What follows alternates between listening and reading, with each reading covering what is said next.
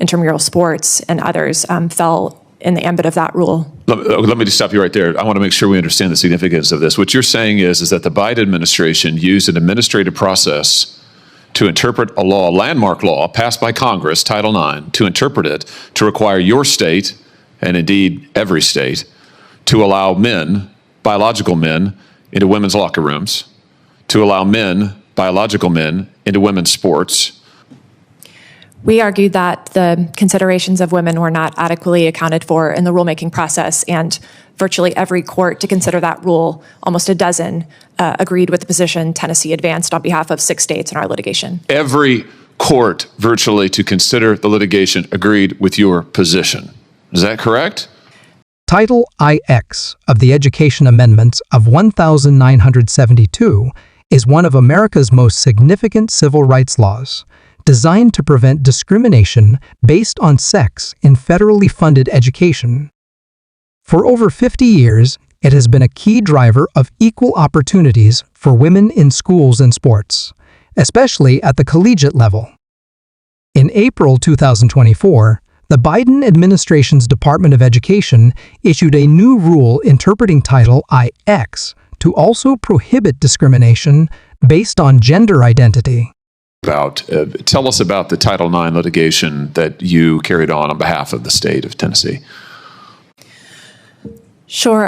In April of 2024, the Department of Education issued a final rule interpreting Title IX, which of course bars discrimination on the basis of sex in any federally funded educational program, interpreting that language to bar discrimination on the basis of gender identity and other, quote, sex-based characteristics.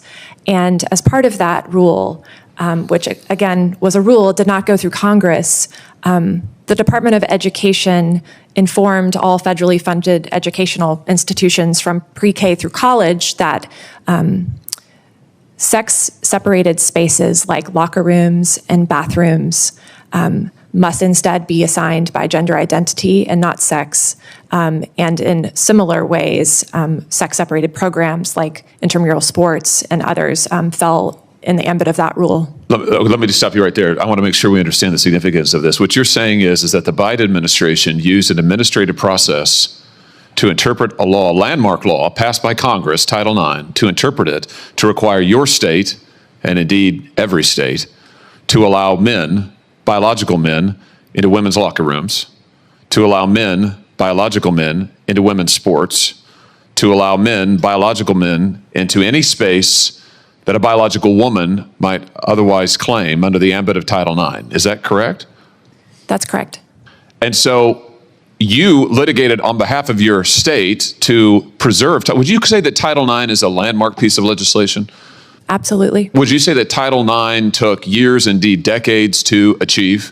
That's correct. Would you say that Title IX is a cornerstone of women's sports and the ability for women to have the same opportunities as men at the collegiate level and indeed every level, to have sports opportunities, athletic opportunities, leadership opportunities? I mean, is this an important statute? It is, and for a former athlete, it hits especially close to home. Yeah, you've lived it, have you not? That's right. So when the Biden administration issued a rule, not a law, not passed by this Congress, a rule that would have completely changed the meaning of Title IX, would you say that that's a pro-woman agenda? We argued that the considerations of women were not adequately accounted for in the rulemaking process, and virtually every court to consider that rule, almost a dozen, agreed with the position Tennessee advanced on behalf of 6 states in our litigation. Every court virtually to consider the litigation agreed with your position. Is that correct?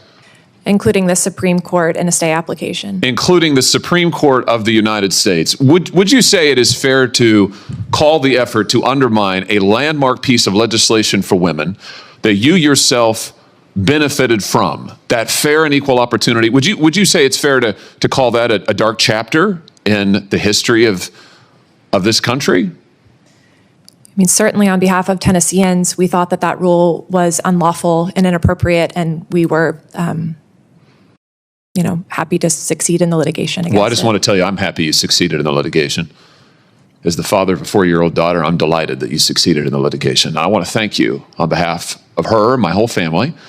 I want to thank you for going to battle for our daughters, for going to battle for the women you played sports with, for standing up for this landmark legislation, and for fighting it. And yes, I want to say it was indeed a dark chapter. The last 4 years have been a hellacious chapter in the Department of Justice. Those aren't your words, those are mine, to be clear, but I think it's absolutely a fact, whether we're talking about the assault on women's rights, entitled in the Title IX context and others, where we're talking about the assault on religious believers. Let's not forget, this is the Department of Justice that recruited informants into Catholic parishes in this country. This meant that schools receiving federal funds would be required to allow students to use bathrooms, locker rooms, and join sports teams based on their gender identity, not their biological sex. Tennessee, along with several other states, filed lawsuits challenging this rule. They argued that Congress never approved such a major change to Title IX, and that the rule put women's privacy, safety, and fairness in athletics at risk. They contended that forcing schools to allow biological males into women's spaces undermined the very purpose of Title IX. The courts, including the Supreme Court, largely sided with Tennessee and the other states, halting the rule's enforcement.